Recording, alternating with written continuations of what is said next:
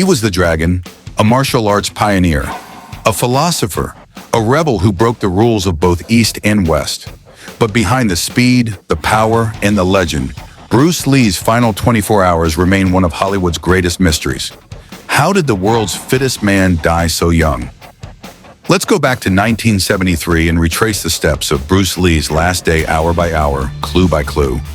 Go Part 1, a legend at his peak. In 1973, Bruce Lee was not just an actor, he was a global phenomenon. His moves were faster than the cameras could capture, and his charisma crossed all borders. Enter the Dragon was set to hit cinemas worldwide, promising to change action movies forever. Behind the fame, though, Bruce was a man under enormous pressure. He spent countless hours perfecting every move, rewriting scripts, training students, and managing business deals. He barely slept, surviving on a strict diet and intense workouts that pushed his body to the limit. Friends later recalled that Bruce had lost a significant amount of weight and looked exhausted, but he refused to slow down. Bruce had bigger dreams. He wanted to control his own movies, tell Asian stories, and break Hollywood's typecasting. But this meant he was making enemies in an industry run by powerful studios. Some even say he had run-ins with Hong Kong's notorious triads, the organized crime syndicates that controlled much of the local film business at the time. Part 2, the morning routine. On July 20th, 1973, Bruce woke up like any other day. He spent the morning with producer Raymond Chow, discussing the final edits for Enter the Dragon. Chow later said Bruce was in good spirits, but looked tired and complained about headaches and occasional seizure symptoms that had appeared a few months before, but were never fully explained. Despite the discomfort, Bruce was unstoppable. He moved on to meetings about his next big project, Game of Death. He was rewriting fight scenes and brainstorming new sequences that would push martial arts choreography to a level Hollywood had never seen before. In the afternoon, Bruce visited the apartment of actress Betty Ting Pei. Betty was his co-star in Game of Death and rumored to be more than just a colleague. Some say Bruce trusted Betty because she helped him unwind away from the stress of the studio and his growing conflicts at home. Part 3, the headache and the pill. Inside Betty's apartment, Bruce complained of another headache sharper than before.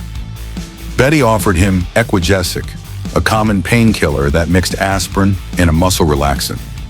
Bruce had taken it before. Nobody thought much of it. After taking the pill, Bruce lay down to rest while Betty stayed in the living room. Hours passed. When Raymond Chow called to check on him, Betty went to wake Bruce but found him unresponsive. She panicked. Chow rushed to the flat, but Bruce would not wake up. Paramedics were called, but it was too late. The Dragon was gone, just 32 years old.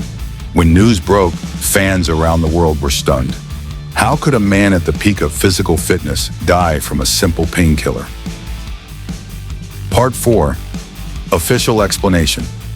Doctors listed Bruce's cause of death as cerebral edema, swelling of the brain. They said his body had an unusual reaction to the painkiller's ingredients. But many questioned this. Bruce had taken Equagesic before without issue. Why would it suddenly kill him? Adding to the confusion was the fact that Bruce had fainted a few months earlier during a recording session in Hong Kong. He had suffered severe headaches then, too. Some say doctors overlooked an underlying condition. Others wonder if someone tampered with his medicine that day. Autopsy reports were vague. Rumors spread that powerful people were trying to hide something, perhaps his affair with Betty Ting Pei, or his alleged disputes with local gangsters. Part 5, triads, enemies, and secret theories. One of the most popular theories is that Bruce was murdered by the triads. In the 1970s, Hong Kong cinema was deeply entangled with organized crime.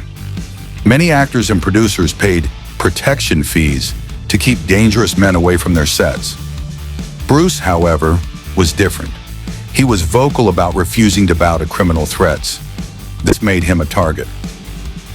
Another rumor claims that Bruce was poisoned not by the pill itself, but by someone who knew he would take it.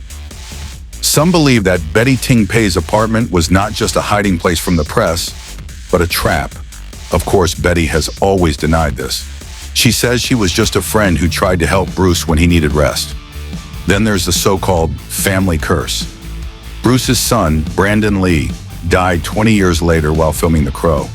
A gun that was supposed to be loaded with blanks fired a real bullet, killing him instantly. For many, the eerie similarity between father and son's sudden deaths on film sets fuels the idea that the Lee family was cursed by ancient rivals who opposed Bruce teaching martial arts secrets to the West. Some martial arts masters at the time were furious that Bruce revealed techniques meant to stay within Chinese tradition. Rumors spread that secret societies wanted him silenced. Part 6. Missing files and unanswered questions. To this day, parts of Bruce Lee's death remain unexplained. Some official files have never been made public. Witnesses gave contradictory statements. Did Bruce die at Betty's flat or somewhere else? Was his body moved before police arrived? Who really called the ambulance? No clear answers have emerged. Conspiracy theorists believe the truth was buried long ago to protect reputations and perhaps powerful people. What we do know is this: Bruce Lee's funeral in Hong Kong drew tens of thousands of grieving fans. They carried his casket through the streets as if saying goodbye to a king.